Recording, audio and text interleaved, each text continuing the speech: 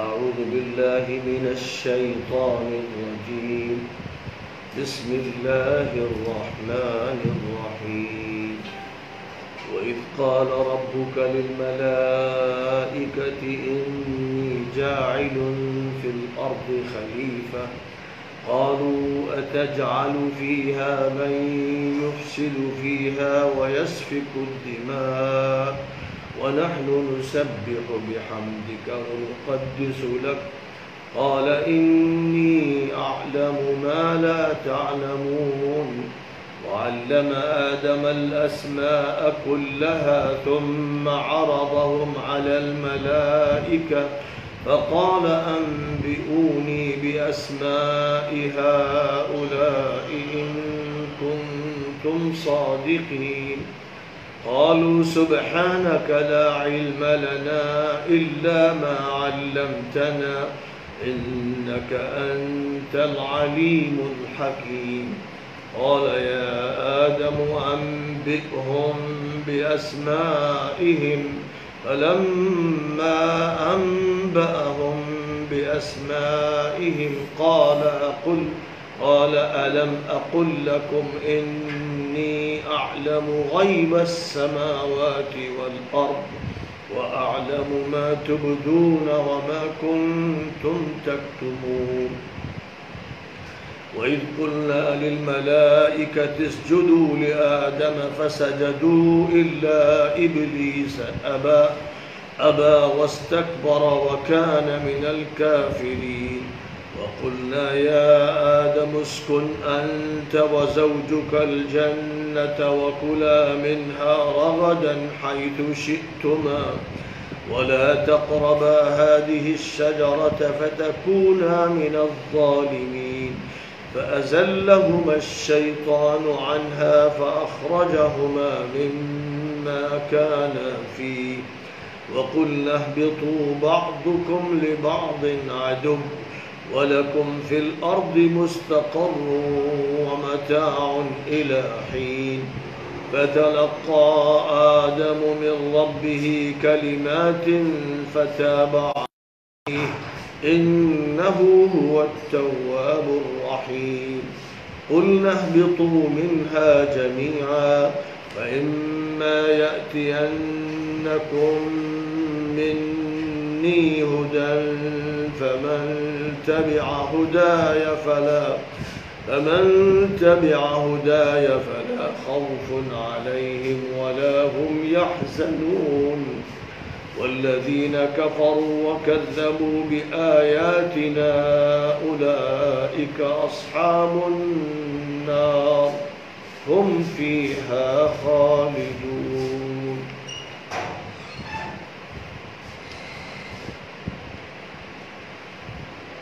اس وقت کے بارے میں سوچو جب تمہارے رب نے فرشتوں سے کہا تھا کہ میں زمین میں خلیفہ کا تقرر کرنے والا ہوں.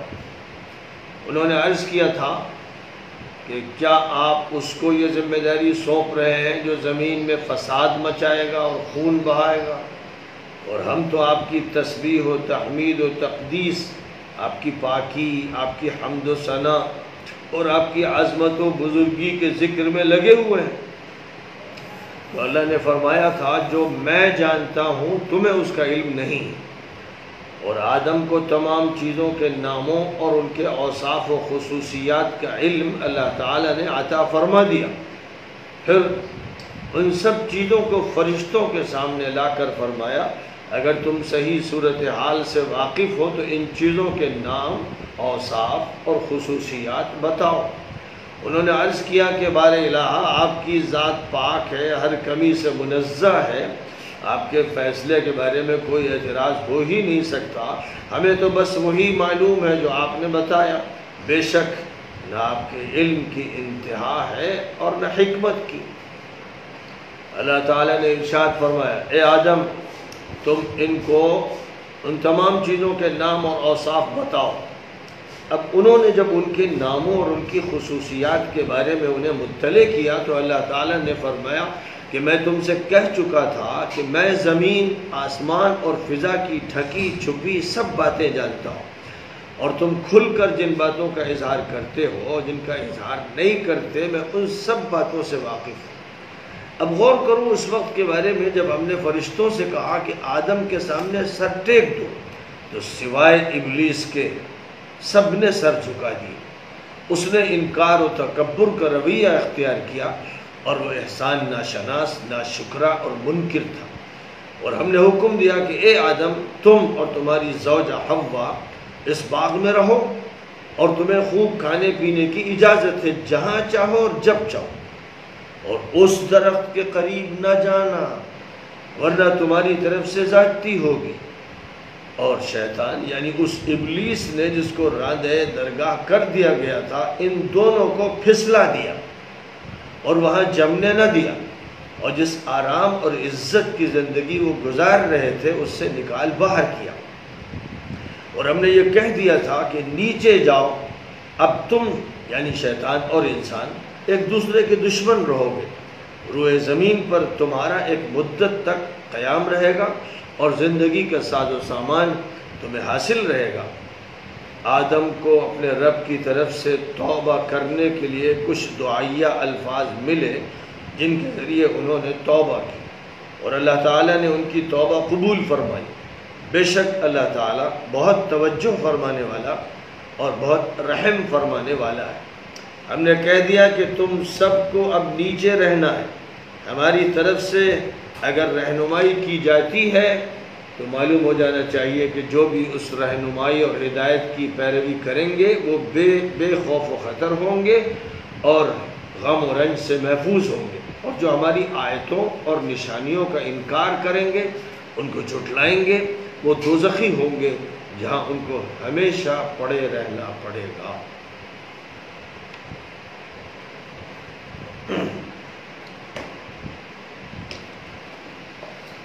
یہ آیات کریمہ جو سورۃ البقرہ کی آیت نمبر 30 سے آیت نمبر 39 تک پڑھی گئی ہیں اور ان کا ترجمہ پیش کیا گیا ہے۔ سورۃ البقرہ کے جو چیپٹرز ہیں، سورۃ البقرہ کی جو فصلیں ہیں، اس کے جو موضوعات ہیں،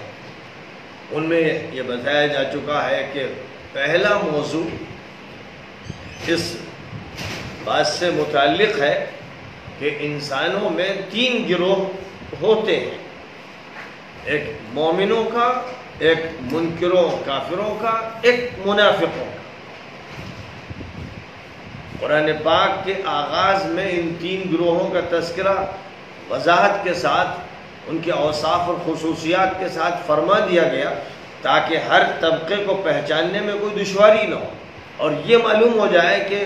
لوگوں کا قرآن کے بارے میں، دین کے بارے میں، نبی کے بارے میں کیا موقف ہوگا، کس طرح کا موقف ہوگا۔ ایک موقف ہوگا تسلیم کرنے کا، تصدیق کرنے کا، ماننے کا، ایک موقف ہوگا انکار کا، اناد کا، ایک موقف ہوگا دوغلے پن کا۔ چونکہ کوئی بھی مشن ہو، کوئی دعوت ہو، کوئی پیغام ہو، اس کے بارے میں لوگوں کا جو موقف ہوتا ہے وہ اسی طرح ظاہر ہوتا ہے کہ کوئی مانتا ہے، کوئی نہیں مانتا ہے، کوئی بین بن کے رہنا چاہتا ہے۔ اس لیے پہلا سبق سورۃ البقرہ کا یہ تھا، یہ کتاب انسانوں کے لیے آئی ہے، جنوں کے لیے بھی آئی ہے، اس کتاب کا خطاب ہے پوری انسانیت سے۔ اب ظاہر ہے کہ انسانیت اس کتاب کے خطاب کے سلسلے میں کیا موقف اختیار کرے گی، کیا کیا ان کے ذریعے سے عمل سامنے آئیں گے، کیریکٹر سامنے آئیں گے، اس کے بارے میں ایک وضاحتی بیان بالکل ابتدائی طور پر دے دیا گیا۔ اور اس کے بعد پھر جو موضوع چھیڑا گیا تھا اس کا تعلق ان بنیادی 3 عقائد سے ہے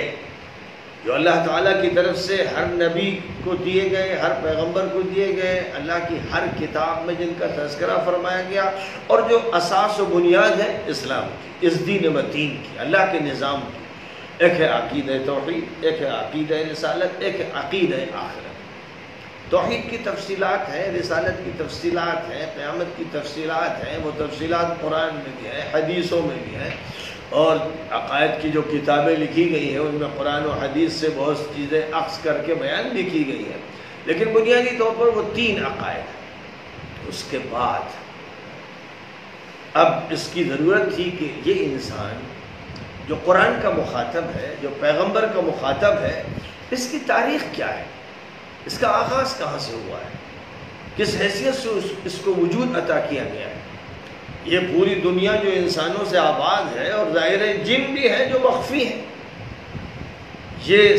سارے انسان کیا اپنا الگ الگ آغاز رکھتے ہیں، اپنی الگ ابتدا رکھتے ہیں، سب کی کہانی الگ ہے کیا، سب کے الگ افسانے ہیں، کیا ایسا ہے؟ یا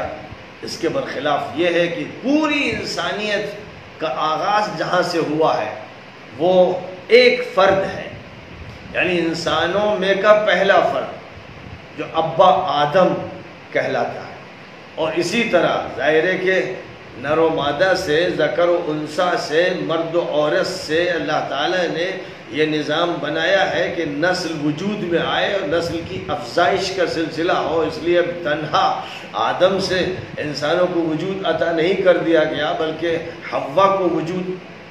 عطا کیا گیا، اور آدم اور حوا ان دونوں سے نسل انسانی کے وجود کا عمل ہوا۔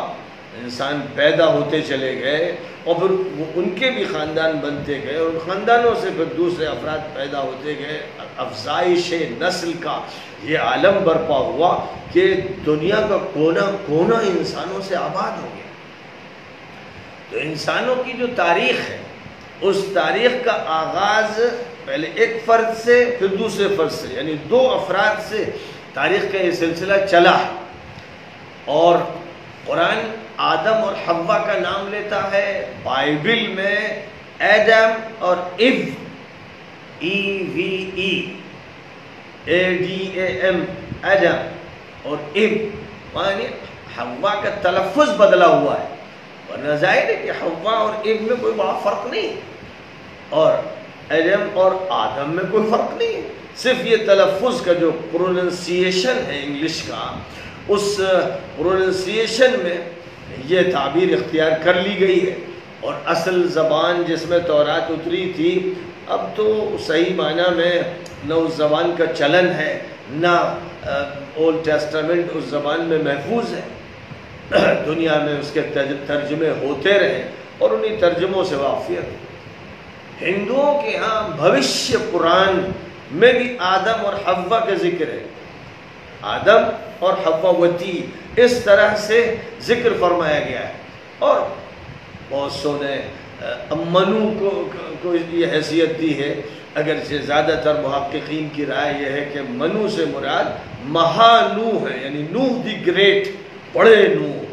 اور چونکہ یہ بات بعض محققین کے ذریعے پیش کی گئی ہے کہ ہندوستان کی جو قوم ہے، یعنی قدیم ترین قوم، یہ قوم نوح ہے، اور طوفان نوح کے بعد یہاں جو لوگ آ کر بسے اور جو حضرت نوح کی کتاب لے کر آئے، اور حضرت نوح کی کتاب کے بارے میں بعض مورخین و محققین کی رائے یہ ہے جنہوں نے مذاہب کا مطالعہ کیا ہے کہ ویدیں اصلاً حضرت نوح کی کتاب تھی جس میں تبدیلیاں کی گئی، تحریفات کی گئی، جیسے بائبل میں تحریفات ہوئی، زبور میں ہوئی، انجیل میں ہوئی، تورات میں ہوئی، اور زبردست تحریفات ہوئی کہ صورتحال ایسی ہوئی کہ بائبل میں نبیوں کے تذکرے الزامات کے ساتھ کیے گئے، اتہامات کے ساتھ کیے گئے، توحید کو تباہ کر دیا گیا، انجیلوں سے توحید کو گویا کہ کھرچ کے پھینکنے کی کوشش۔ تو دنیا میں جو کتابیں بھی اللہ تعالیٰ کی طرف سے دی گئی ہیں ان میں رد و بدل کیا ہے، انسانوں کا یہی عمل رہا ہے۔ صرف ایک کتاب پوری دنیا میں محفوظ رہے 1450 سال پہلے جس کو اتارا گیا وہ قرآن ہے، اور یہ قرآن ڈنکے کی چوٹ پر کہتا ہے اور مسلمان چیلنج دیتے ہیں پوری دنیا کو۔ ایک زمانے میں جرمنی کے کچھ بڑے بڑے محققین نے ایک ٹیم پوری تیار کی جو اس کی تحقیق کرے کہ قرآن میں ڈیفرنسز کہاں ہیں، قرآن میں کیا تغیر ہوا ہے۔ تو انہوں نے پوری دنیا کی لائبریری چھان ماری، امریکہ سے آسٹریلیا تک ہر لائبریری میں قرآن پاک کے نسخے تلاش کیے کہ کوئی نسخہ ایسا ملے جس میں ڈفرینسز سامنے آ جائے، تو وہ ٹیم ناکام ہو گئی۔ اور اس ٹیم نے جو اپنی رپورٹ پیش کی ہے، اس رپورٹ میں یہ بات اس نے کہی کہ قرآن میں دنیا کے اندر کسی بھی نسخے میں کوئی فرق نہیں۔ تو گویا دنیا اس بات کو مانتی ہے، دنیا کے جو بڑے بڑے تھنکرز ہیں، رائٹرز ہیں، فلاسفرز ہیں، وہ سب اس پر متفق ہیں کہ محمد نے جس کتاب کو پیش کیا تھا، وہ اگرچہ اس کو محمد صلی اللہ علیہ وسلم کی طرف منسوب کرتے ہیں، اللہ کی طرف منسوب کرنے سے بھاگتے ہیں، کیونکہ اگر یہ مان لیا جائے کہ اللہ کی کتاب ہے تب تو ایمان لانا ہی پڑے گا، اللہ سے تو بھاگ نہیں سکتے، تو وہ محمد صلی اللہ علیہ وسلم کی طرف منسوب کرتے ہیں اور یہ کہتے ہیں محمد کی کتاب، لیکن یہ مانتے ہیں کہ اس کتاب میں 1400 سال 1450 سال میں ایک لفظ کی تبدیلی نہیں ہوئی۔ اس پر اتفاق دنیا کے تمام محققین کو ہے۔ تو بہرحال آدم اور حوا کا جہاں تک تعلق ہے، یہ ایک ہسٹوریکل فیکٹ ہے، اگرچہ ظاہر ہے کہ 4-5 ہزار سال پہلے کی تاریخ ہے نہیں، دستاویزی تاریخ نہیں، اسی لیے جو ہندو رام اور کرشن کے بارے میں یہ کہتے ہیں کہ لاکھوں کروڑوں سال پہلے وہ تھے، تو وہ ہسٹوریکل بات نہیں کہتے، وہ صرف آستھا کی بات کہتے ہیں، جس کے لیے ان کے پاس کوئی دستاویز نہیں، کوئی ڈاکومنٹ نہیں، کوئی آتھینٹک چیز نہیں ہے، اس کا انہیں بھی اعتراف، وہ بھی اس بات کو مانتے ہیں۔ اسی لیے جب کوئی ایسا مسئلہ زیر بحث آتا ہے، جیسے بابری مسجد اور رام جنم بھومی کا قصہ چلا، تو اب رام کب پیدا ہوئے اور کہاں پیدا ہوئے اور یہ رام جنم بھومی ہے کہ نہیں ہے، جب اس پر بات ہوتی تھی کہ فیکٹس کہاں ہیں اور ہسٹری کہاں ہے اور ڈاکومنٹس کہاں ہیں، تو جواب یہی تھا کہ ہمارے آستھا کا موضوع ہے، یعنی ہماری عقیدت ہے، ہم اس عقیدت کے لیے کوئی دلیل نہیں دے سکتے تاریخی۔ تو یہ اعتراف ہے۔ یہودیوں کو یہ اعتراف ہے کہ جو تورات حضرت موسیٰ کو دی گئی تھی وہ ختم کر دی گئی تھی، اس کا ایک ایک نسخہ جلا دیا گیا تھا اور کوئی نسخہ بھی دنیا میں باقی نہیں رہا تھا، اور پھر بڑے طویل عرصے کے بعد حضرت عیسیٰ سے تقریباً 450 سال پہلے حضرت عزیر نے اپنے حافظے سے اس کو لکھوایا۔ عیسائی دنیا اس کو مانتی ہے کہ جو انجیل حضرت عیسیٰ کو دی گئی تھی وہ دنیا میں کہیں نہیں، جس کو ہم انجیل بول رہے ہیں وہ ایک انجیل نہیں ہے، دنیا میں 4 انجیلوں کو عیسائیوں نے مانا ہے، اور یہ انجیلیں حضرت عیسیٰ کے 70 سال کے بعد لکھی گئی اور اس کے بعد مزید عرصے کے بعد لکھی گئی، اس لیے دنیا میں، پوری دنیا میں کوئی کتاب ایسی نہیں ہے جو اوریجنل ہو، جو نبی کو، پیغمبر کو کتاب دی گئی وہ کتاب کہیں نہیں سوائے قرآن پاک۔ اور اس کی بہت بڑی وجہ یہ ہے کہ اللہ تعالیٰ نے قرآن پاک میں ایک مقام پر یہ فرمایا کہ ہم نے تورات موسیٰ کو دی، انجیل عیسیٰ کو دی، زبور داؤد کو دی، اور ہم نے ان پر یہ ذمہ داری ڈالی کہ حفاظت کریں گے، ان پر ذمہ داری حفاظت کی ڈالی گئی۔ قرآن پاک کے بارے میں اللہ نے فرمایا کہ اِنَّا نَحْنُ نَزَّلْنَا الذِّكْرَ وَإِنَّا لَهُ لَحَافِظُونَ، یہ جو قرآن ہے یہ ہم نے اتارا ہے اور ہم خود اس کی حفاظت کریں گے۔ تو ایک بہت بڑا فرق ہے جس کو قرآن میں واضح کر دیا گیا ہے کہ آخر یہ کیا ہوا کہ اللہ کی کتاب تھی تورات بھی اور اللہ کی کتاب تھی انجیل بھی، وہ باقی نہیں رہی، اس میں رد و بدل ہو گیا، تحریف ہو گئی، اور قرآن اللہ کی کتاب ہے اور یہ محفوظ ہے۔ اس کی وجہ یہی ہے۔ اب ظاہر ہے کہ اس کے لیے انتظام اللہ نے کیا۔ ایک انتظام یہ کیا کہ نبی صلی اللہ علیہ وسلم نے اپنے ہی زمانے میں اپنے سامنے قرآن کی ایک ایک آیت لکھوائی، اور قرآن کو نمازوں میں پڑھا اور نماز سے خارج پڑھا، اور صحابہ کو تیار کیا، ان میں اچھے اچھے حافظ، اچھے اچھے قاری تیار ہوئے جنہوں نے اپنے بچوں کو اور لوگوں کو پڑھانا شروع کیا۔ تو قرآن پاک نوٹ ہوتا چلا گیا، حفظ ہوتا چلا گیا نبی کے دور میں، اور سینکڑوں حفاظ نبی کے دور میں ہو گئے، اور قرآن پاک کے سینکڑوں ہزاروں نسخے تیار ہو گئے کہ جو لوگ آتے تھے وہ لکھ کے لے جاتے تھے، اگرچہ وہ مرتب شکل میں نسخے نہیں تھے۔ پھر ابو بکر صدیق رضی اللہ تعالیٰ عنہ نے اپنی خلافت کے زمانے میں قرآن پاک کے جو بکھرے ہوئے اجزاء تھے ان سب کو یکجا کر دیا، اور پھر حضرت عثمان رضی اللہ تعالیٰ عنہ نے اپنی خلافت کے زمانے میں ان کے کئی نسخے تیار کر کے مجلد شکل میں ان کو اس وقت اسلام کی جو مختلف اسٹیٹس تھیں، ریاستیں تھیں، ان میں بھیج دیا، اور آج تک اسی قرآن کی نقلیں چلی آ رہی ہیں لاکھوں کروڑوں اربوں خربوں کی تعداد میں، اور پوری دنیا میں قرآن پاک کی طباعت ہوتی رہی ہے، اور کہیں بھی قرآن پاک طبع کیا گیا ہو، قازان میں کیا گیا ہو، یا استنبول میں کیا گیا ہو، یا قاہرہ میں کیا گیا ہو، یا بامبے اور کلکتہ اور لکھنؤ میں کیا گیا ہو، کہیں پر بھی قرآن پاک کی لکھاوٹ میں فرق نہیں، قرآن پاک کے الفاظ میں فرق نہیں،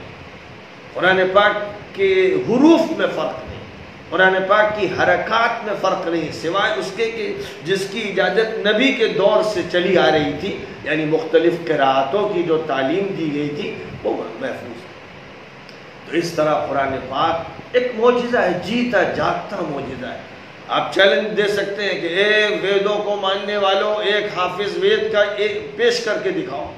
ایک وید کا، 4 ویدوں کا ذکر ہوتا ہے، ایک حافظ گیتا کا دکھا دو۔ آپ چیلنج کر سکتے ہیں پوری عیسائیت کو کہ ایک حافظ انجیل کا دکھا دو۔ آپ چیلنج کر سکتے ہیں تمام یہودیوں کو کہ ایک حافظ تورات کا دکھا دو، سب ناکام ہے۔ مسلمانوں سے پوچھئے کہ مسلمانوں قرآن کے حافظ بتاؤ، تو مسلمان بچوں کو، جوانوں کو، ادھیڑوں کو، بوڑھوں کو اتنی تعداد میں پیش کریں گے کہ گنتی نہیں ہو سکے، اور ہر دور میں یہی سلسلہ چلتا رہا، یہاں تک کہ آج کے ہمارے دور میں کروڑ حافظ ہیں۔ کوئی ملک ایسا نہیں، کوئی شہر ایسا نہیں، کوئی گاؤں ایسا نہیں جہاں حفاظ نہ ہو۔ اس ملک میں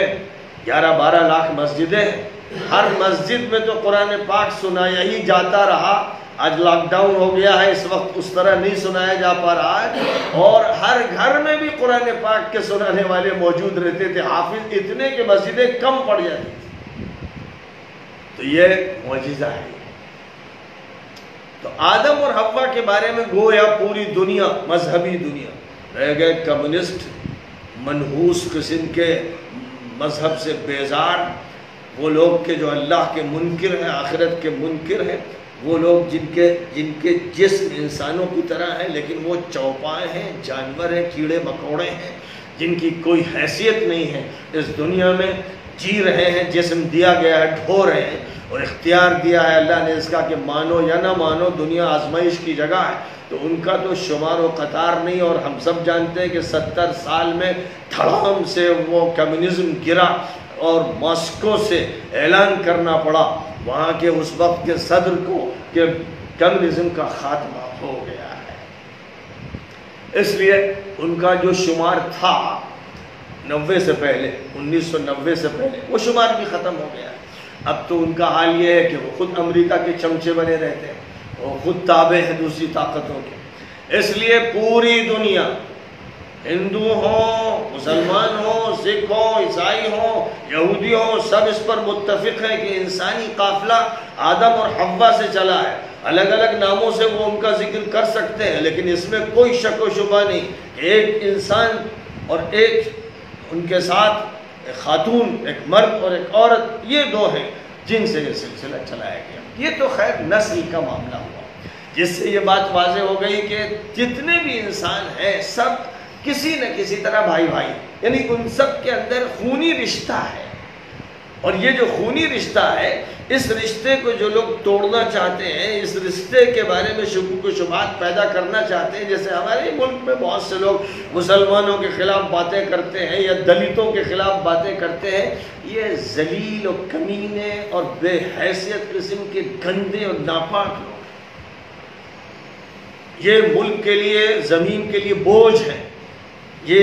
آسمان کی لعنتوں کے لیے مرکز ہے، ان کو بھی شمار مت کیجیے۔ باقی دنیا، وہ ساری دنیا جو اللہ کو مانتی ہے، لارڈ کو مانتی ہے، گاڈ کو مانتی ہے، ایشور کو مانتی ہے، وہ اس کو مانتی ہے کہ سارے کے سارے انسان رشتہ دار ہیں اور خون ایک ہے، جسم کا سسٹم بھی ایک ہے، سر سے لے کر پیر تک جو اعصابی نظام ہے، رگوں پٹھوں کا جو نظام ہے، جو دماغ کا سسٹم ہے، ایک ہے۔ تو اس اعتبار سے جب بات کہی جا رہی ہے تو سب سے کہی جا رہی ہے۔ یہ سبق صرف مسلمانوں کے لیے نہیں ہو رہا ہے، جو بات اللہ کی لاسٹ بک اور فائنل بک کے ذریعے بیان کی جا رہی ہے، لاسٹ اور فائنل میسنجر کو جو عطا کی گئی ہے، اور جو سارے انسانوں کے پیغمبر تھے، اور یہ قرآن جو سارے انسانوں کی کتاب اور گائیڈ بک ہے، جب بھی اس کا کوئی سبق ہوگا تو صرف مسلمانوں کے لیے نہیں ہوگا۔ میں ہندو بھائیوں سے کہوں گا کہ اہتمام کے ساتھ ہر سبق کو سنیں، وہ یہ سمجھیں کہ یہ جو بات کہی جا رہی ہے یہ پوری ہیومینٹی کے لیے ایک گائیڈنس ہے، مانوتا کے لیے سندیش ہے، اور اس سندیش سے جو ناواقف رہے گا وہ جاہل رہے گا، وہ کتنا بڑا پروفیسر بن جائے، یونیورسٹی کا ریڈر بن جائے، لیکچرر بن جائے، لیکن وہ زمین و آسمان کے رابطے اور عبد اور معبود کے رابطے اور ایک انسان اور اس کے مالک کے درمیان کے رابطے کے بارے میں جاہل محض ہوگا۔ اب جو سب سے اہم بات اس چیپٹر میں ہے، یا یوں کہیے اس سبق میں ہے،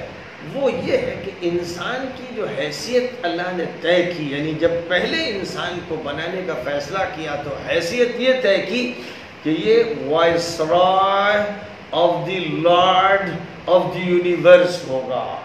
پوری کائنات کے مالک کا خلیفہ ہوگا، اس کا نمائندہ ہوگا، اس کا ترجمان ہوگا، یہ حیثیت متعین کی۔ یہ بہت اہم بات ہے۔ یہ بات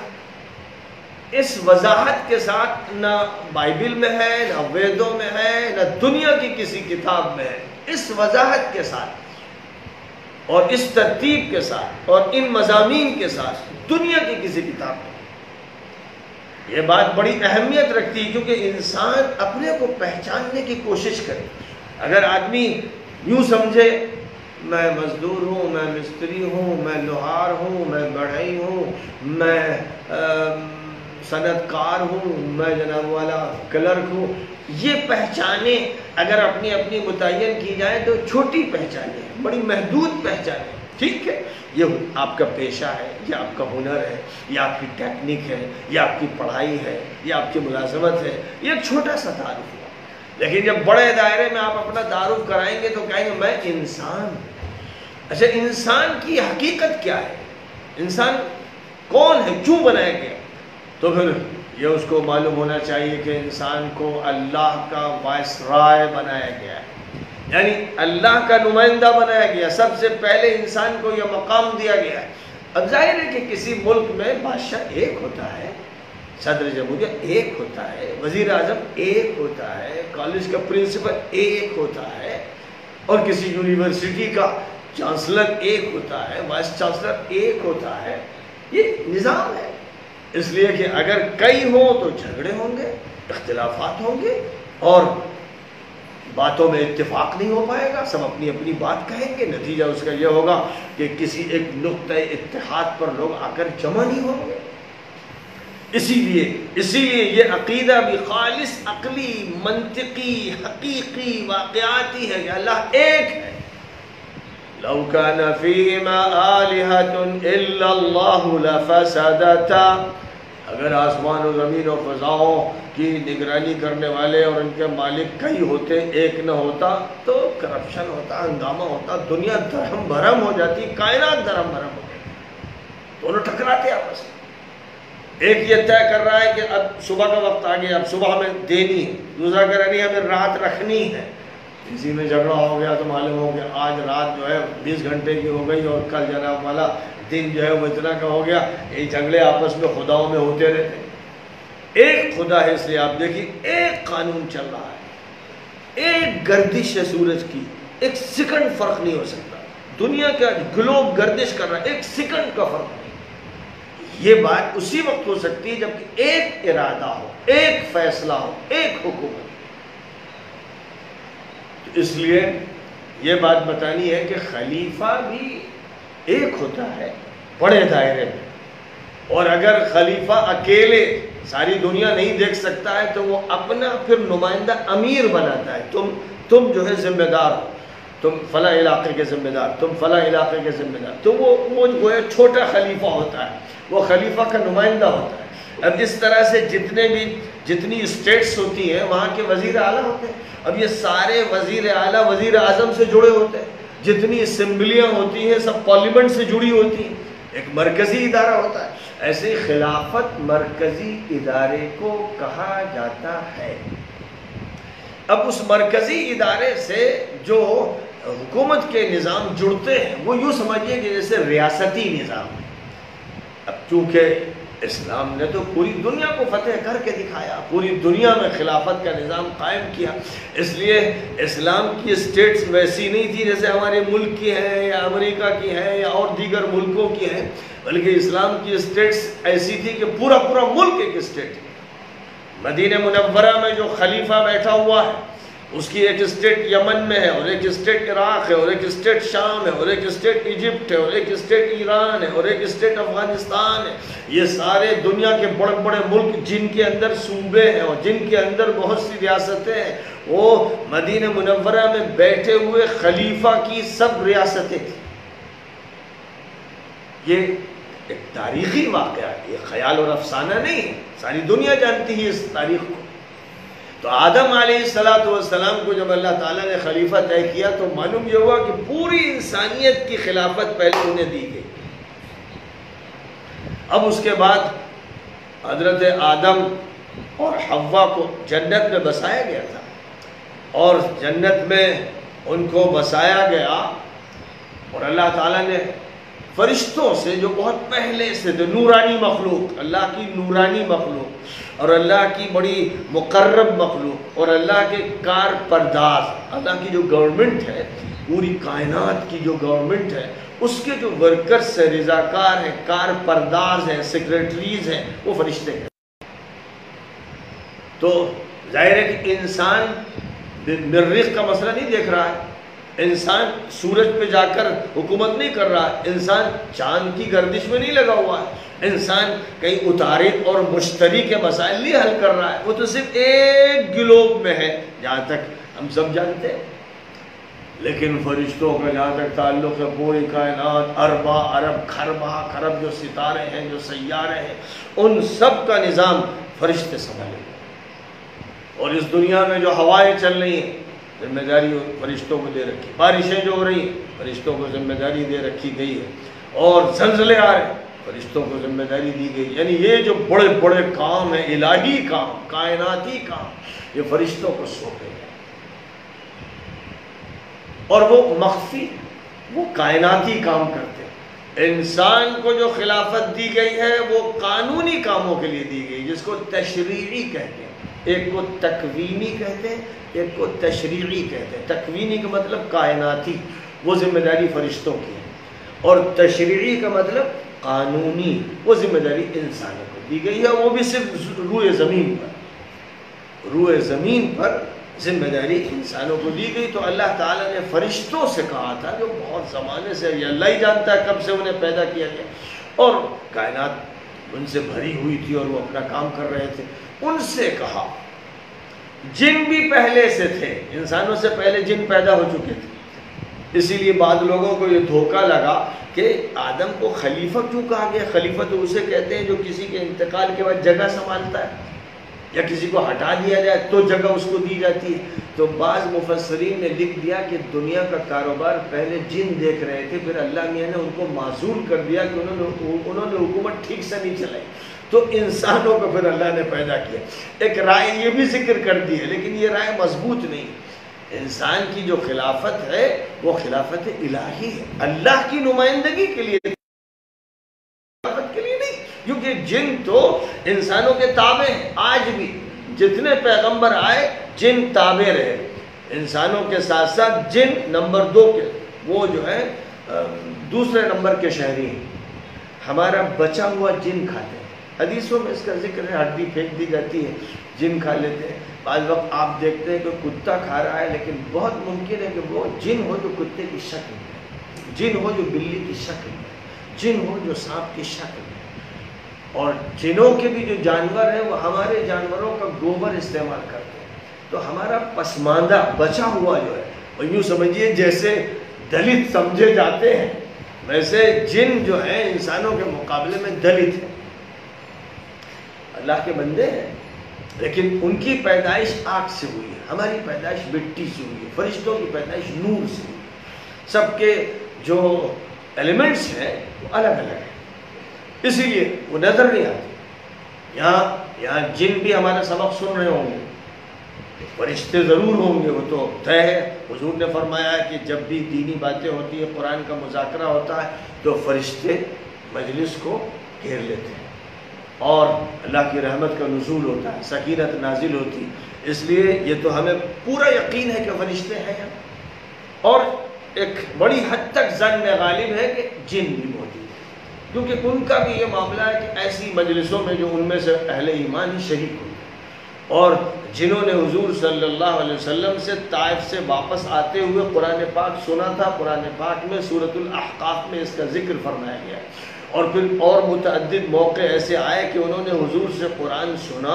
اور اس کے بعد وہ ایمان لائے، پھر اپنے علاقوں میں مبلغ بن کر گئے اور وہاں دین کی دعوت دی. اس کا سورۃ الجن میں تذکرہ فرمایا گیا ہے. اور وہاں یہ بات بھی ذکر کی گئی ہے کہ جن یہ کہتے ہیں کہ بھئی ہم پہ اچھے لوگ بھی ہیں، برے لوگ بھی ہیں، مسلمان بھی ہیں، کافر بھی ہیں، ویسے ہی جیسے آپ کے اندر ہے.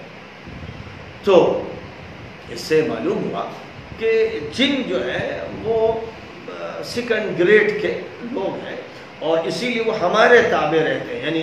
ہم میں سے جو نبی ہوتے ہیں وہ ان کے امتی ہوتے ہیں، اور ہم میں سے جو علماء ہوتے ہیں وہ ان کے ماننے والے ہوتے ہیں، ان کی تقلید کرتے ہیں، ان کا اتباع کرتے ہیں، ان کے شاگرد ہوتے ہیں، ان کے سبق میں بیٹھتے ہیں. اور جو برے لوگ ہوتے ہیں، جو برے جن ہیں، وہ فلموں میں ہیں، وہ بدماشیوں میں ہیں، وہ شراب خانوں میں ہیں، وہ وہاں ان کے ساتھ ہیں.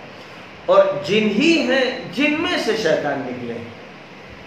شیطان الگ نہیں ہے، جنوں کی ہی ایک نسل ہے. تو بہرحال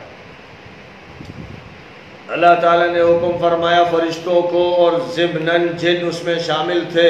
کہ میں آدم کو پیدا کروں گا، جب میں روح اس کے اندر ڈال دوں تو تم اس کے سامنے جھک جانا. تو قرآن پاک میں ہر جگہ فرمایا گیا ہے کہ فرشتے سب کے سب جھک گئے.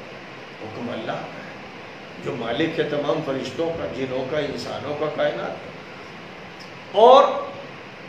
جن بھی جو تھے تابع وہ بھی جھکے. ایک جنوں میں سے ایک جو بڑا عابد و زاہد تھا اور مدتوں اس نے عبادتیں کی، لیکن اس کے اندر تکبر پلتا رہا، غرور پیدا ہوتا رہا، اکڑ. اس نے سجدہ نہیں کیا، وہ جھکنے کے لیے تیار نہیں ہوا، اس نے انکار کر دیا. اے اللہ، آپ نے اس کو مٹی سے بنایا، مجھے آگ سے بنایا، اور آپ مجھے یہ کہہ رہے ہیں کہ میں اس کے سامنے جھکوں؟ میں آپ کے سامنے تو جھکتا رہا، لیکن میں اس کے سامنے نہیں جھکوں گا. تو اللہ نے فرمایا کہ مردود، منحوس، نکل یہاں سے. میں آرڈر دے رہا ہوں، میں ہوں تیرا مالک، جب میں کہہ رہا ہوں تو تیرا کام یہ ہے کہ بات مانے. لیکن وہ اپنے غرور میں پڑا رہا اور بات اللہ کی نہیں مانی. وہ اس حسد میں، جلن میں کہ جس کو مٹی کے پتلے سے بنایا گیا، مجھے اس کے سامنے جھکنے کے لیے کہا جا رہا ہے.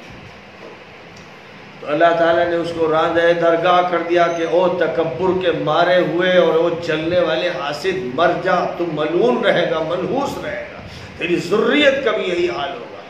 تو اس نے کہا کہ اب وہ جلن میں مجھے زندگی دیجئے، مجھے زندگی دیجئے، موقع دیجئے پھر جینے کا، قیامت تک میں رہوں تاکہ میں پھر دکھا دوں گا اس انسان کو، دکھا دوں گا کہ اس کی کیا بساط ہے، کیا حیثیت. تو اللہ نے فرمایا جا، میرا فیصلہ ہے او ابلیس، او مایوس، او منحوس، کہ تجھے قیامت تک میں زندگی دوں گا. اور یہ جان لے کہ جو میرے مخلص بندے ہوں گے ان پر تیرا زور نہیں چلے گا، اور جو تیرے چکر میں پھنسیں گے، تیرے جال میں پھنسیں گے، تیرے ساتھ میں ان کو جہنم میں پھینکوں گا. جا، تجھے آزادی دی. یہ ہے واقعہ. سورۃ البقرہ میں کہیں کچھ مختصر سی کوئی بات کہہ دی گئی، اور یہاں یہ تو سورۃ البقرہ ہی کا ایک چیپٹر ہے جس میں واقعہ کا صرف یہ پہلو بیان کیا گیا ہے جس کا تعلق خلافت کے نظام سے. سورۃ الاعراف میں بھی ہے، اور قرآن کی بہت سی صورتوں میں یہ واقعہ جو ہے آدم کا اور ابلیس کا بیان کیا گیا ہے. آدم اور حوا کا اس اعتبار سے کہ وہ زوجین تھے، اور آدم اور ابلیس کا اس اعتبار سے کہ وہ دو ٹکرانے والی طاقتیں تھیں. تو اللہ تعالیٰ نے آدم علیہ السلام کے لیے یہ بات طے فرمائی کہ اللہ جو قانون بنائے گا، جو احکام دے گا، جو نظام بنائے گا، اس کا نفاذ کرنا اپنے اوپر اور تمام لوگوں پر اور روئے زمین پر، یہ ان کا کام ہے۔ خلافت کی یہ معنی انسان کو جو منصب و مقام دیا گیا ہے وہ یہ ہے کہ وہ اللہ کی ترجمانی کرے، وہ اللہ کا نمائندہ بنے، وہ اللہ کے حکم کو قبول کرے، اس پر خود عمل پیرا ہو، اور اس کے بعد تمام اپنے انسانی بھائیوں پر اس کو نافذ کرے۔ یہ ذمہ داری اس کو سونپی گئی۔ اب جو بھی اس سے ہٹا، اللہ کا حکم جس نے ترک کیا، نافرمانی کی، شریعت توڑی، شریعت کو بائی پاس کیا، اس نے تقوی کے خلاف عمل کیا، لوگوں کے ساتھ اچھا سلوک نہیں کیا، عدل کی جگہ ظلم کیا اور خیر کی جگہ شر کو اختیار کیا اور ایمان کی جگہ کفر کو فروغ دیا، جو بھی یہ کرتا رہا وہ خلیفہ نہیں ہو سکتا، وہ خلیفہ نہیں ہو سکتا۔ اسے آپ بادشاہ کہیے، اسے آپ حکمراں کہیے، اسے آپ مستبد کہیے، اسے آپ طاغوت کہیے، اسے آپ صدر کہیے، اسے وزیر اعظم کہیے، کچھ بھی نام چاہیے رکھیے، لیکن وہ خلیفہ نہیں، کیونکہ خلیفہ بہت بلند لفظ ہے۔ آج تو خلافت کا تصور ہی نہیں رہ گیا اور خلافت کا سلسلہ جوڑ دیا گیا ان کے ساتھ جن کو دہشت گرد کہا گیا، یعنی جو خلافت کی بات کرے یا شریعت کے نفاذ کی بات کرے، وہ حکومتیں جو مسلم شمار کی جاتی ہیں اس کو دہشت گرد کہہ دیتی، اس کو مارتی ہیں، اس لیے کہ دو گروہ تھے، ایک آدم کا اتباع کرنے والا، ایک ابلیس کا اتباع کرنے والا، اور ابلیس کے بارے میں قرآن میں کہہ دیا گیا کہ وہ تمہارا دشمن ہے۔ اب ظاہر ہے کہ جو ابلیس کا اتباع کرنے والے ہیں، جنہوں نے غرور اختیار کیا، تکبر اختیار کیا، نافرمانی اختیار کی، ظلم کا رویہ اختیار کیا، شریعت کو ترک کیا، وہ ابلیس کی اولاد ہیں یا ابلیس کے شاگرد ہیں یا ابلیس کے چیلے ہیں، لہذا ان کا ٹکراؤ تو انسانوں سے ہونا ہی طے شدہ ہے، بالکل طبیعی بات ہے۔ تو یہ وہ تاریخ ہے جس کو تازہ رکھنے کی ضرورت ہے، کیونکہ اگر ہم نے اس کو فراموش کر دیا تو ہم اپنا کردار نہیں سمجھ سکیں گے۔ اللہ تعالیٰ نے یہ بات یہاں پر خاص طور پر کھولی ہے، اس کو واضح فرمایا ہے، اور یہ فرما دیا گیا تھا جب ابلیس نے آدم اور حوا کو اس مقام کے بعد جلن میں گمراہ کرنے کی کوشش کی، اللہ نے یہ فرما دیا تھا ان کو وجود عطا فرما کے دیکھو اس درخت کے قریب مت جانا، ایک درخت کا تعین کیا۔ آج تک یہ نہیں معلوم ہو سکا ہے کہ وہ درخت کس چیز کا تھا، ادھر ادھر کی روایتیں ہیں لیکن کوئی روایت صحیح نہیں، کسی چیز کا بھی درخت تھا۔ بہرحال یہ فرمایا کہ اس کے قریب مت پھٹکنا، اس کا پھل مت کھانا، اگر تم نے اس درخت کا پھل کھایا تو جنت کا لباس چھن جائے گا، نعمتوں سے محروم ہو جاؤ گے، یہاں سے بے دخل کر دیے جاؤ گے۔ لیکن شیطان جو بڑا یار و مکار تھا اور لمبی عمر اس کو ملی تھی، بہت کچھ اس نے دیکھا تھا، اس نے یہ سوچا کہ ان کو جھانسا کیسے ہو۔ اگر میں ان سے کہوں ارے بھائی اللہ کے آرڈر کی فکر مت کرو، کھا لو بھائی، تو وہ مانیں گے کہ وہ اللہ کے بندے، اور اللہ نے ان کو بڑا مقام دیا ہے، مسجود ملائکہ بنایا ہے، اس لیے ضرورت یہ ہے کہ میں ان کو جھانسا دوں، میں ان سے یہ کہوں کہ دیکھیے اللہ میاں نے اس لیے آپ کو اس درخت کا پھل کھانے سے منع کیا ہے کہ اگر آپ اس کا پھل کھائیں گے تو آپ بھی فرشتہ بن جائیں گے، یعنی نورانی مخلوق بن جائیں گے، اس لیے منع کیا، اور اس لیے منع کیا ہے کہ پھر یہ جنت ہمیشہ دائمی طور پر آپ کے پاس رہے گی، آپ یہاں سے کبھی نکالے نہیں جائیں گے۔ یہ بات سمجھائی۔ اب آپ غور کیجئے کہ اچھے اچھے انسان لوگوں کی باتوں سے متاثر ہوتے ہیں، یہ فطرت ہے انسان۔ کوئی آ کے کچھ بات کرتا ہے، کوئی کچھ بات کرتا ہے، کسی نے آ کر لگائی بجھائی کی اور کانا پھوسی کی، آپ کو معلوم ہے وہ جو علیم صاحب ہیں وہ آپ کو گالی دے رہے تھے، وہ کہہ رہے تھے میں دیکھ لوں تو اس کی خبر لے لوں گا۔ اب آدمی جو ہوتا ہے عام طور پر خاص اگر وہ اس کا کوئی قریب ہے، اس کا دوست ہے، کہ ارے ایسا کہہ رہے تھے، ارے جی ہاں، اس کے بعد دل میں کینہ پڑ جاتا ہے اور غصہ، نفرت، اور اس کے بعد تحقیق کیے بغیر، اکثر لوگ تحقیق کیے بغیر عمل شروع کر دیتے ہیں، کارروائی شروع کر دیتے ہیں۔ یہ عام حال ہے. اسی لیے اسلام میں چغلی سے، غیبت سے شدت سے منع کیا گیا. اسی لیے کیا گیا کہ یہ اتنی خراب بات ہوتی ہے کہ قتل و غارت گری کے واقعات پیش آتے ہیں. لوگ ایک دوسرے کو مار دیتے ہیں اسی وجہ سے کہ غلط خبر دی گئی. آپ دیکھ رہے ہیں کورونا وائرس میں جہاں یہ خبر دے دی گئی کہ یہ کرنٹائن کے لیے تم لوگوں کو لے جائیں گے اور وہاں انجیکشن لگا دیں گے تمہارے اندر کورونا کا، تو اب یہ چیزیں اتنی بھر دی گئیں غلط فہمیاں کہ بہت سے لڑکے لپاڑیا قسم کے جاہل انہوں نے ڈاکٹروں پر اور پولیس پر حملہ کیا، پتھر پھینکنا شروع کر دی. غصے میں وہ کر رہے تھے. یعنی ایک غلط فہمی ان کے اندر پہلے ڈالی گئی، اور جس نے یہ ڈالی وہ سب سے بڑا مجرم تھا، جس کے نتیجے میں ریاکشن ہو گیا. تو یہ ہے انسان کی بڑی تباہی. ابھی کہیں خدا نہ خواستہ یہ شور مچا دیا جائے کہ ایک مسجد میں گائے کاٹ دی گئی ہے، ابھی تحقیق ہونے سے پہلے فساد ہو جائے. جنون ہے. اسی سے منع کیا گیا ہے بہت شدت کے ساتھ. قرآن پاک میں پورا نظام سمجھایا گیا ہے. یہاں اللہ تعالیٰ کی طرف سے حضرت آدم کو جو مقام عطا کیا گیا، مسجود ملائکہ بنا گیا، تو اس پر ابلیس کی جو جلن تھی، اس جلن کا یہ نتیجہ تھا کہ اس نے ان کو اس طرح بہلایا پھسلایا، اور آدم اور پھر ساتھ ساتھ حوا بڑھتے چلے گئے اس درخت کی طرف. چلتے گئے جب تک وہ جا رہے تھے کچھ ہو نہیں رہا تھا. ان سے کہا گیا تھا قریب مت پھٹکنا، لیکن دیکھا انہوں نے کہ قریب پھٹکنے سے اثر تو نہیں ہوا، اور آگے بڑھتے چلے گئے. اس کے بعد درخت سے پھل توڑا اور کھانا شروع کیا. بس جیسے ہی پھل کو منہ سے لگایا، جو جنت کا زرق برق لباس تھا اچانک ہوا ہو گیا، ننگ دھڑنگ ہو گئے، شرم سے پانی پانی ہو گئے، زمین میں گڑنے لگے، تڑپنے لگے، رونے لگے، اور درخت کے پتوں سے اپنے قابل ستر حصے ڈھکنے لگے، گڑگڑانے لگے. تو اللہ تعالیٰ کی طرف سے کہا گیا میں نے منع نہیں کیا تھا تم کو، تم آگے جھانسے میں اسی دشمن کے. یاد رکھو جو بھی ابلیس کے چکر میں پھنسے گا وہ اپنی آخرت تباہ کرے گا، اپنی زندگی تباہ کرے گا. اس کے بعد فرمایا کہ غلطی تو تم نے کر دی ہے، اب تم مجھ سے ان الفاظ میں درخواست کرو. وہ الفاظ تلقین کیے گئے جس میں حضرت آدم نے اللہ میاں سے کہا کہ اے اللہ اگر آپ ہماری مغفرت نہیں کریں گے، ہم پر رحم نہیں فرمائیں گے تو ہم تو کہیں کے نہیں رہ جائیں گے، بالکل برباد ہو جائیں گے، ہم پر کرم فرما دیجئے، مغفرت فرما دیجئے.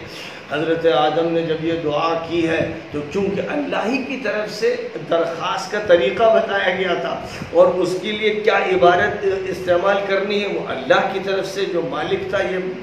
متعین کیا گیا تھا، اس لیے طے بات تھی کہ توبہ قبول ہو جائے گی. تو جیسے ہی آدم اور حوا دونوں نے گڑ گڑا کر انہی الفاظ کے ساتھ دعا مانگی،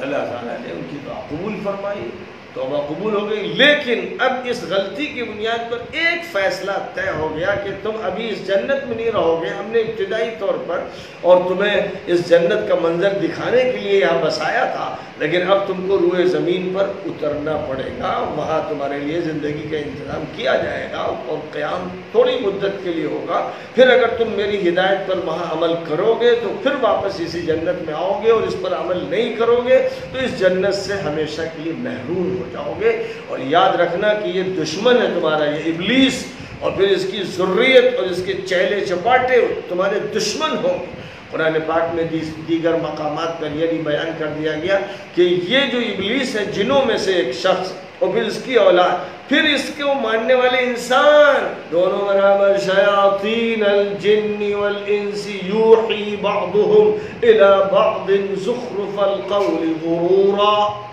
فرمایا کہ ایک شیطانی نظام ہے، جنوں میں کے شیطان، انسانوں میں کے شیطان، یہ دونوں ایک دوسرے سے دوستی رکھتے ہیں، ایک دوسرے کے ساتھ وسپرنگ کرتے ہیں، یعنی یہ سنگن کر کے رکھتے ہیں، آپس میں ان کے روابط ہوتے ہیں، ان کی لابیاں ہوتی ہیں جو کام کرتی ہیں، اور ان کے فلم پروڈیوسرز ہوتے ہیں جو لوگوں میں بے حیائی پیدا کرتے ہیں. ان میں وہ لوگ ہوتے ہیں جو عیاشی اور بدماشی اور بے حیائی کو رواج دیتے ہیں، ان کا شیطان سے رابطہ رہتا ہے، اور جیسے وہ خفیہ کارروائی کرتا ہے یہ بھی خفیہ طور پر اپنے پلان تیار کرتے ہیں، منصوبے کرتے ہیں۔ اے لوگوں، جس طرح وہ جنوں میں کے شیاطین سے تمہیں چوکنا رہنا ہے، ویسے ہی انسانوں کے ان شیطانوں سے چوکنا رہنا ہے جن کو تم دیکھ بھی رہے ہو۔ تو قرآن پاک میں انسانوں کے شیطان اور جنوں کے شیطان دونوں کا تذکرہ فرمایا گیا ہے۔ یہ بہت اہم سبق ہے، اور اسی سبق سے غفلت کا یہ نتیجہ ہے۔ آج ہمارے معاشرے میں جو ظلم ہو رہا ہے، جو زیادتی ہو رہی ہے، ہمارے جو ڈکیتیاں پڑ رہی ہیں، لوٹا جا رہا ہے، غصب کی واردات ہو رہی ہے، اغوا کی واردات ہو رہی ہے، اور ایک دوسرے کی عزت پر جو حملے ہو رہے ہیں، اور جھوٹ بولا جا رہا ہے، اور غیبتیں کی جا رہی ہیں، اور ڈیوائڈ اینڈ رول کی پالیسی اختیار کی جا رہی ہے، یہ سارے کے سارے کام شیطانی کام ہیں، اور یہ شیطانوں کے ایجنٹ ہیں جو ہمارے ملکوں میں ہیں، ہر طبقے میں ہیں، حکومت میں ہیں، رعایا میں ہیں۔ یہ وہ لوگ ہیں جنہوں نے پورے معاشرے کو تباہ کر رکھا ہے۔ ان شیطانی طاقتوں پر جب ایشور کو ماننے والے، اللہ کو ماننے والے اور اس کی بات کو ماننے والے لوگ غالب آئیں گے، اور وہ برائی کا مقابلہ کریں گے، برائی کو دور کرنے کی کوشش کریں گے، اور انسانوں کو حق کی طرف لائیں گے، اور جس سے غلطی ہو گئی اس کو توبہ کی دعوت دیں گے۔ اگر یہ عمل ہوگا تو انشاءاللہ صالح ماحول غالب آ جائے گا، اور نیکی اور تقوی کی زندگی ہوگی، جیسے حضرت محمد صلی اللہ علیہ وسلم نے مکہ مکرمہ میں تحریک چلائی تھی، جب ہر طرف فسق و فجور و بدماشی و ظلم تھا، اور دھیرے دھیرے کوشش کرتے کرتے آپ غالب آئے، اور پھر آپ جب غالب آئے تو آپ کے نظام کے تحت خلافت منتقل ہوئی۔ ابو بکر صدیق پہلے خلیفہ ہوئے، یہ وہ خلیفہ ہیں جو رسول اللہ کے خلیفہ ہوئے۔ اس کے بعد حضرت عمر خلیفہ ہوئے، یعنی ابو بکر کی نمائندگی، تو اب وہ پہلے ان کے بارے میں کہا جاتا تھا خلیفتی رسول اللہ۔ یہ بڑا لمبا لفظ تھا، اس کو ادا کرنا مشکل تھا، تو مشورہ ہوا کہ کوئی اور لفظ اس سے اختیار کیا جائے، تو لفظ یہ طے ہوا امیر المؤمنین۔ تو حضرت عمر پہلے امیر المؤمنین کہلائے، وہ خلیفہ تھے، اور ان کے بعد حضرت عثمان امیر المؤمنین ہوئے اور وہ خلیفہ تھے، اور پھر حضرت علی امیر المؤمنین ہوئے اور وہ خلیفہ تھے، اور یہ 4 خلیفہ تھے بس۔ ایک مرتبہ حضور پاک علیہ السلام نے یہ فرمایا کہ میرے بعد 12 خلیفہ ہوں گے، وہ 12 خلیفہ وہاں جو لفظ استعمال کیا آپ نے وہ بعد والوں کے خلیفہ، یعنی جس کے بعد وہ آئے اس کے لیے وہ لفظ استعمال کیا گیا، ورنہ حضور صلی اللہ علیہ وسلم کی جو سب سے زیادہ مشہور اور صحیح اور بالکل صریح حدیث ہے جس میں تواتر کی شان ہے، اس میں یہ بات فرمائی گئی کہ ستکون الخلافت بعدی 30 سنۃ، میرے بعد خلافت، یہاں خلافت سے مراد ہے وہ خلافت جو نبی کی خلافت، میرے بعد خلافت یعنی میری خلافت، میں اللہ کی خلافت کا کام کر رہا ہوں، اور میرے جو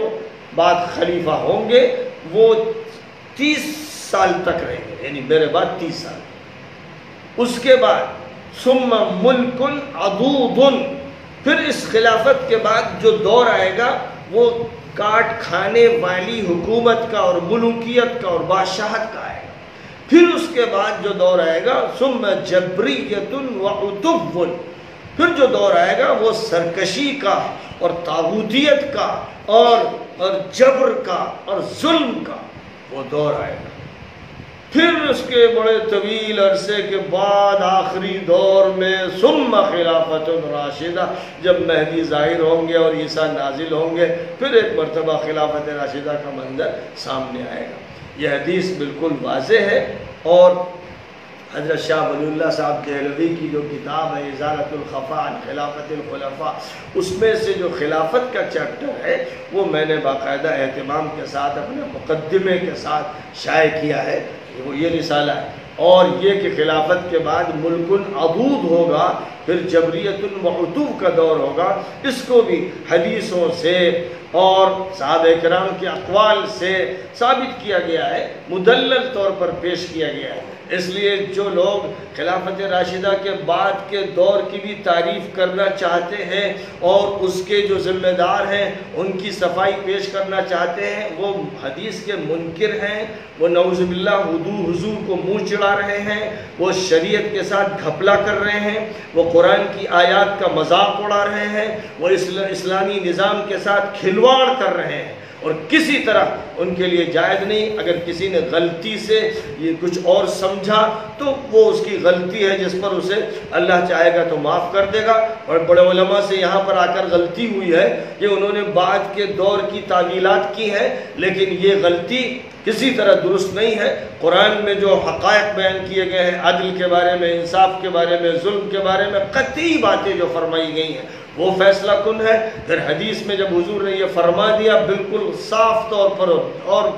بہت ہی وضاحت کے ساتھ، اور متعدد صحابہ نے اس کو نقل کیا، اس کی ساری سندیں صحیح ہیں اور قوی تر ہیں، جب یہ بات فرما دی تو اگر کسی کو نہیں معلوم تھا، اس نے مطالعہ نہیں کیا تھا، وہ کتنا ہی بڑا علامہ وقت کیوں نہ ہو، وہ معذور ہو سکتا ہے، لیکن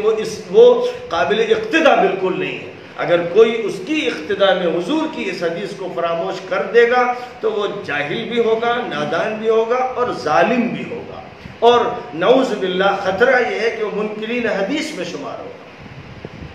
تو یہ ایک اہم موضوع ہے۔ اب خلافت راشدہ کو سمجھنے کے لیے خلفائے راشدین کے دور کی تاریخ کو پڑھنا چاہیے۔ انہوں نے کس طرح حق ادا کیا، کس طرح زہد کی زندگی گزاری، کس طرح عام آدمی کی طرح وہ رہے، اور کس طرح انہوں نے سب کا حق ادا کرنے کی اپنی طور پر کوششیں کی۔ ان کے خلاف اگر بغاوت ہوئی، جیسے حضرت عثمان کے خلاف ہوئی، تو وہ بغاوت صحیح نہیں تھی۔ جس طرح ہوئی ان کو جن لوگوں نے نصیحتیں کی وہ صحیح تھا، لیکن جنہوں نے ان کے خلاف پوری شورش برپا کی اور یہاں تک کہ ان کو شہید کر دیا، وہ مجرم قسم کے لوگ تھے جو اس میں ملوث ہوئے۔ ایسے ہی آخری خلیفہ، اور ان کے بعد تو حضرت حسن کی بھی مختصر سے خلافت رہی، لیکن